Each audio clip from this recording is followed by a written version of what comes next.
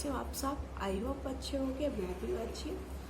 तो सबसे पहले आप सबको गुड मॉर्निंग।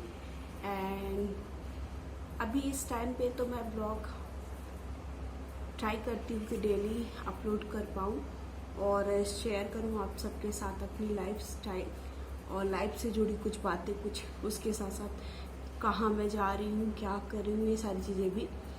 बट कभी कभी क्या होता है कि वीडियो तो बना लेती हूँ बट एडिट नहीं कर पाती हूँ, या फिर बच्चे के कारण कुछ कहीं यहाँ जाना कहीं वहाँ जाना लगा रहता है, या फिर वो इतना परेशान करने लगता है कि मैं थोड़ा सा मेरे को टाइम बन जाता है वीडियो में शेयर नहीं कर पाती आप सबसे। उसके लिए सबसे पहले सॉरी।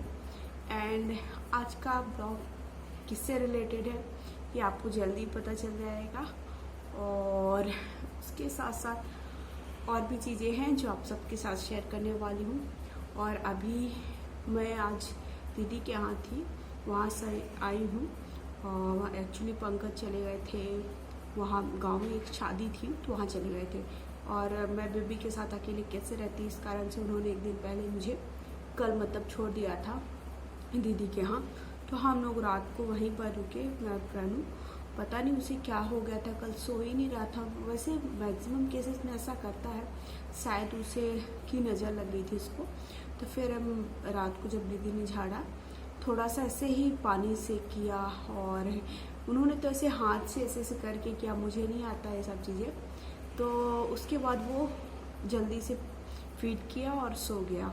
और इसके पहले तो खूब रो रहा था, बार बार फीड करता था बट मतलब अच्छे से नहीं करता था और रोने लगता था। रोते रोते सोने का ट्राई करे, फिर उसके बाद उठ जाए। सो मतलब उसको नींद लगी थी बट वो सो नहीं पा रहा था। तो अगर आपका बच्चा ऐसा करता है तो आपको बिल्कुल भी परेशान नहीं होना है।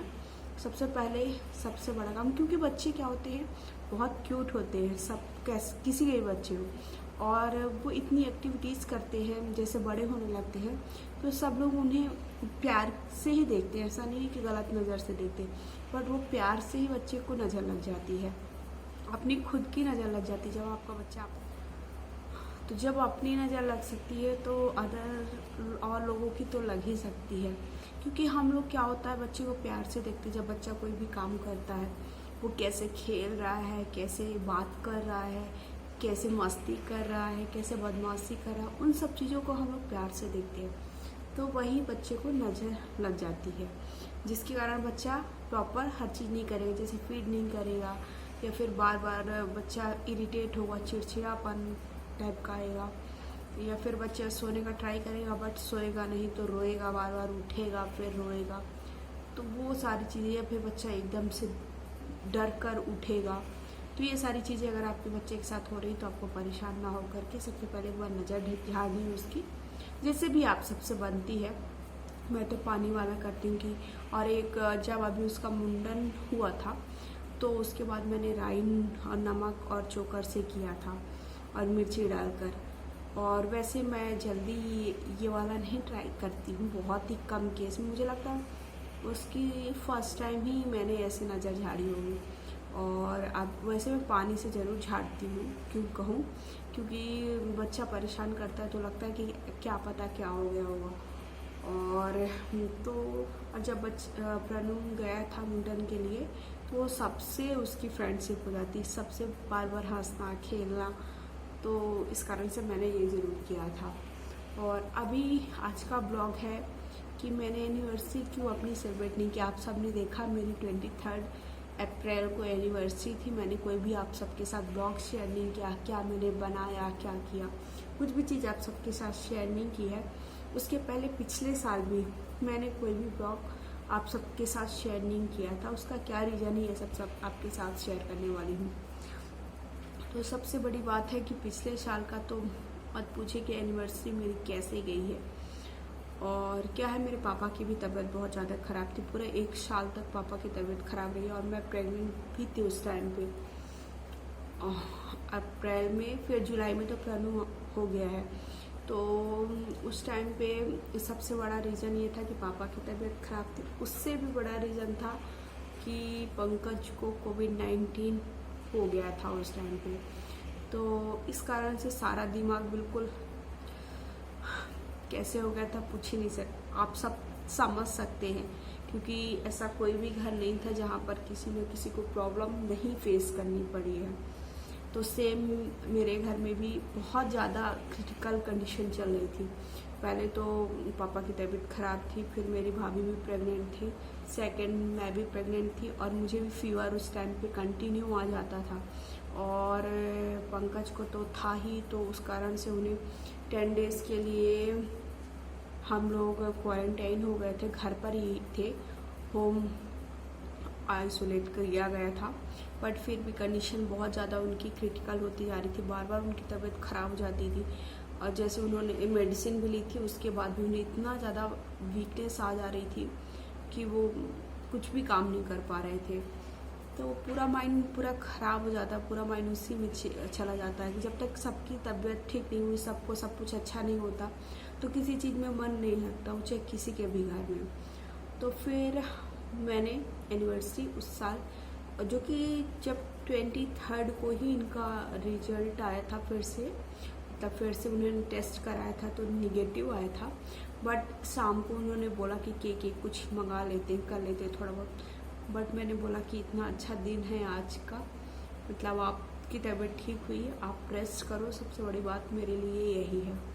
तो इस तरह से मैंने पिछले साल की एनिवर्सरी नहीं मनाई। इस साल एनिवर्सरी में क्या हुआ था, एक्चुअली इस साल हम लोगों की थोड़ी सी लड़ाई एक दिन पहले हो गई थी। पहले तो प्लान था, पहले हम लोगों ने सोचे थे खजुराहो जाने का, कि खजुराहो जाएंगे, बट बेबी इतना छोटा है ना, तो कहीं जाने का कोई मतलब नहीं निकलता है। तो इस कारण से फिर हम लोग वाला प्लान तो कैंसिल कर दिया। फिर ये हुआ कि सबको बुलाओ तो क्या होता है, खाने पीने का करो, क्योंकि हम फैमिली को ही बुलाते हैं और किसी को ज़्यादा नहीं, खाने पीने का करो। तो बेबी हमारा कुछ करने नहीं देता है, खुद का खाना मुश्किल हो जाता है, तो दूसरे को क्या बुलाएंगे। तो इस कारण से वो भी प्लान कैंसिल हुआ। फिर हम लोग सोचे थे कि हम ही लोग जाएंगे, किसी भी होटल में जाएंगे, खाएंगे पिएंगे, केक कट करेंगे, इतना करेंगे, और कुछ भी ऐसा गिफ्ट एक दूसरे को। बट एक दिन पहले ही अच्छा खासा झगड़ा हो गया, जिसके कारण से सारा प्लान खराब हो गया।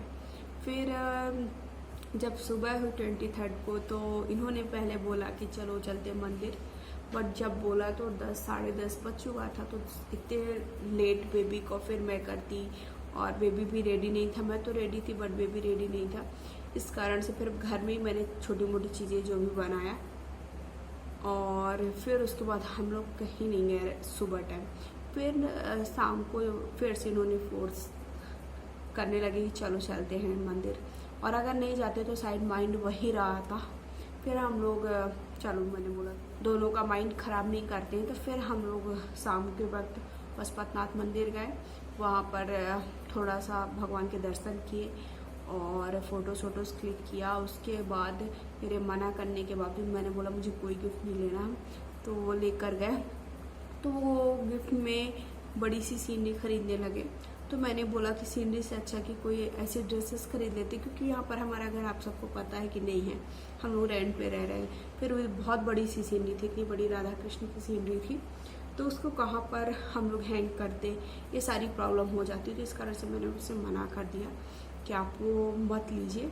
फिर मैंने बोला कि मैं ड्रेस ही कोई खरीद लूँगी। फिर मैंने ड्रेस खरीदी, क्योंकि मुझे एक दिन बाद एक पार्टी में जाना था, तो अच्छी सी ड्रेस खरीदी जो गाउन है, इवनिंग गाउन टाइप की है, बहुत ही प्रिटी है, वो खरीदी। और उसके साथ साथ मेरे पास हाई हील की सैंडल है, और मुझे अभी फ्लैट पहनना पड़ा, तो ड्रेस और सैंडल खरीदा मैंने, क्योंकि अभी हाई हील मैं कम पहनती हूँ, फ्लैट ज़्यादा पहनना का ट्राई करती हूँ, क्योंकि प्रणू को भी लेना पड़ता है, और अभी नहीं कंफर्टेबल हो पाती उतना ज़्यादा, तो इस कारण से अभी मैं फ्लैट ही पहनती हूँ। तो एक सैंडल खरीदी मैंने। उसके बाद मैंने तो कोई गिफ्ट नहीं दिया, मैंने बोला कि कुछ खरीद लेते हैं, बट उन्होंने उतना ज़्यादा वो नहीं किया, तो मैंने भी फोर्स नहीं किया, क्योंकि ऑलरेडी खरीदने का भी सोचो तो कपड़े ही ज़्यादातर रहता है, और कपड़े ऑलरेडी बहुत सारे खरीद चुके हैं। तो फिर इस तरह से फिर उसके बाद हम लोग गए होटल खाना खाने के लिए, वो भी ज़बरदस्ती करते करते, जो कि मेरा सुबह जो मैंने खाना बनाया था वो बहुत ज़्यादा रखा हुआ था, सारा फेंका गया। फेंका नहीं गया, मतलब खीर बस ख़राब हुई थी और सब्जी हमने दूसरे दिन खा ली थी। तो फिर हम लोग गए हुमा रिसोर्ट, वहाँ पर हम लोगों ने खाया पिया, फिर शाम को आए। अच्छा रहा, ओवरऑल अच्छा था डे, मतलब सारी गुस्सा उस्सा साइड हो गई और एक दूसरे से पैचअप हो गया। इस तरह से एनिवर्सरी में मैंने कुछ भी प्लान नहीं किया, किया था बट नहीं कर मतलब एग्जीक्यूट नहीं कर पाई। तो इस तरह से रही हमारी एनिवर्सरी। आई होप आप सबको ये ब्लॉग, मेरा छोटा सा ब्लॉग पसंद आया होगा। नेक्स्ट ब्लॉग जल्दी आने वाला है, बहुत ही आप सबको पसंद आने वाला है, तो देखिए क्या आने वाला है।